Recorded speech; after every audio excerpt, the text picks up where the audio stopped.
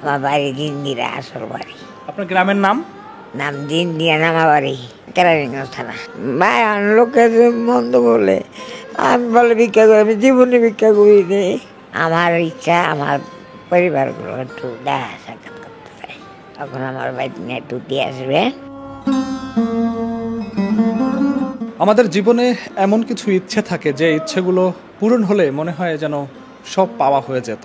ঠিক তেমনি করে আমাদের এই child and old age care বৃদ্ধাশ্রমে এখানে আজ পর্যন্ত অগণিত মানুষের আশ্রয় হয়েছে, আবার পরিবারে ফিরে গেছে, আবার যাদের পরিবার খুঁজে পাওয়া যায়নি তারা এখানেই রয়েছে এবং এখান থেকে অনেকে চিরবিদায় নিয়েছে। তেমনি করে আমার পাশে যাকে দেখতে পাচ্ছেন, আনোয়ারা, তিনি আমাদের এখানে প্রায় 1.5 বছর আগে উদ্ধার হয়ে এসেছেন এবং বর্তমানে এখানে রয়েছেন একদম শেষ বয়সী একজন বৃদ্ধা মা। আমরা একটু তার কাছ থেকে শুনবো তিনি এখানে কেমন আছেন এবং তার জীবনে এখন কি ইচ্ছে আছে। আন্টি, আপনি কেমন আছেন? ভালোই আছি। আপনি এখানে তো এই প্রায় 1.5 বছরের বেশি হয়েছে আছেন, আপনি এখানে কেন আসছিলেন? কি হয়েছিল আপনার? আমি তো লঞ্চে তো বেড়ে গেছি, ওই জামাই মাথারে তুট পেয়েছি, ওই ধরে না ধরে না, আর লঞ্চালা উঠেছে, উঠে তারপরে আপনাকে এখানে দিয়ে গেছে? ওখানে বয়ে ছুঁয়ে আইছে। এটা কোন জায়গায়? দোকানের সামনে, আমাকে মান্ডা মধ্যে দোকানের সামনে। লঞ্চে কোথায় গিয়েছিলেন? লঞ্চে ফরিদপুর গেছিলাম। আপনার বাড়ি কোথায়? আমার বাড়ি দিনদিরা, আসল বাড়ি। আপনার গ্রামের নাম? নাম দিনদিয়া, নামা বাড়ি, উপজেলার নাম? কেরানীগঞ্জ থানা। আপনার বাড়িতে কে কে আছে?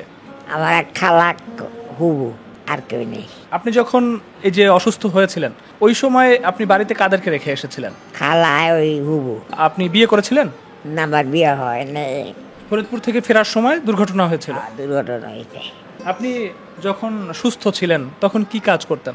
তখন ভাই লোকে যে মন্দ বলে, আমি বলে ভিক্ষা করি, আমি জীবনে ভিক্ষা করিনি।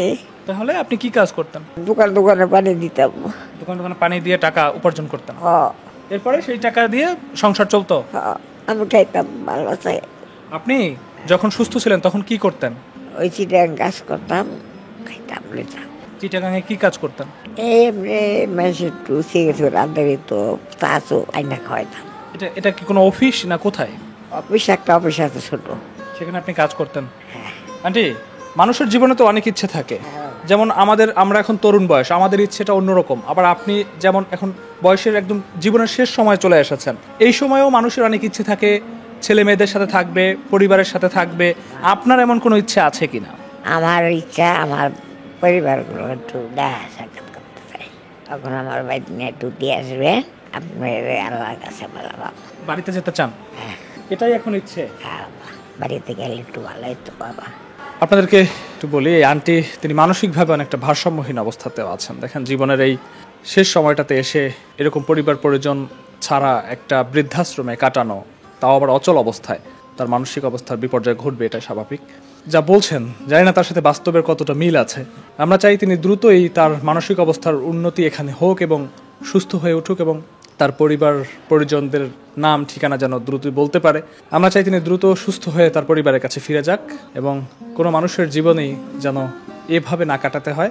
জীবনের শেষ সময়টাতে যেন অন্তত নিজ পরিবারের সাথে সুখে শান্তিতে বসবাস করে, এই প্রত্যাশায় চাইল্ড অ্যান্ড ওল্ড এজ কেয়ারের আজকের এই বিশেষ আয়োজন জীবন।